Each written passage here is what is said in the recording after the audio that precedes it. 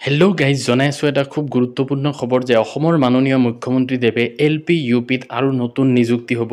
GT আৰু PGT TET কেতিয়া হ'ব, অৰ্থাৎ এপ্লাই কেতিয়াৰ পৰা হ'ব, কণ্ট্ৰেকচুৱেল টিচাৰৰ নিয়মীয়াকৰণ কেনেকৈ হ'ব আৰু কিমানটা পদ থাকিব আদি বিষয়ত তেওঁ গুৰুত্বপূৰ্ণ কিছুমান মন্তব্য কৰিছে। তো আপোনালোকে চাব পাৰিব।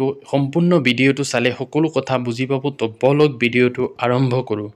প্ৰথমতে চাওক, LP UPৰ যিটো নিযুক্তি প্ৰক্ৰিয়া বৰ্তমান চলি আছে, এপ্লাই হৈ গৈছে, সেইটোৰ ভেৰিফিকেশ্যন দেৰি হোৱাৰ কাৰণ কি, তেওঁ কি ক'লে?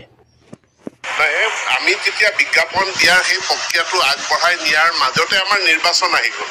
নিৰ্বাচনটো প্ৰত্যেক বছৰে নাহে, গতিকে যি বছৰ নিৰ্বাচন আহে মডেল কোড অফ কণ্ডাক্টৰ কাৰণে আমাৰ বহুত কাম পিছুৱাই যায়। গতিকে মডেল কোড অফ কণ্ডাক্টৰ কাৰণে এই LP UPৰ বাছনি প্ৰক্ৰিয়াটো পিছুৱাই গৈছিলে। ইয়াত আবেদন গ্ৰহণ কৰা প্ৰক্ৰিয়া সম্পূৰ্ণ হৈছে। ইয়াৰ ফিজিকেল ভেৰিফিকেশ্যন খুব সোনকালে আৰম্ভ হ'ব। লগতে জনালে যে 2025 বৰ্ষৰ মাৰ্চৰ ভিতৰত LP UP হাই আৰু হায়াৰ ছেকেণ্ডেৰী স্কুলত আৰু 8,500 পোষ্ট খালী হ'ব। কিন্তু ইতিমধ্যে আমি নতুনকৈ কিছু পদ খালী, কিছু নহয় যথেষ্ট সংখ্যক পদ খালী হৈছে আৰু চৰকাৰে এটা সিদ্ধান্ত লৈছে যে এতিয়াৰ পৰা খালী পদৰ বিজ্ঞাপন দিওঁতে আমি প্ৰস্পেক্টিভলি খালী হ'বলগীয়া পদসমূহৰো আমি বিজ্ঞাপন দিম।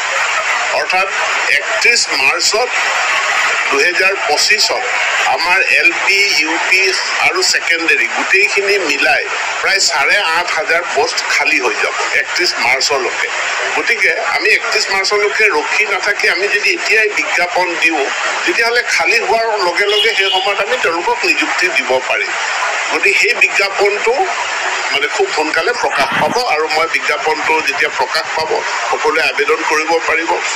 মাননীয় শিক্ষামন্ত্ৰীদেৱে আৰু জনালে যে গ্ৰেজুৱেট টিচাৰ আৰু পষ্ট গ্ৰেজুৱেট টিচাৰৰ যিটো অনলাইন এপ্লাই, সেইটো 2 এদিনতে আৰম্ভ হ'ব। বলক চাওঁ। তাৰ লগতে যিটো আমাৰ ছেকেণ্ডেৰী পৰ্যায়ৰ নিযুক্তি আছিল, ছেকেণ্ডেৰী নিযুক্তিটোৰ বিজ্ঞাপনখন প্ৰকাশ হ'ল, কিন্তু MCCৰ কাৰণে আমি এপ্লিকেশ্যন লোৱা প্ৰক্ৰিয়াটো আৰম্ভ কৰিব নোৱাৰিলোঁ।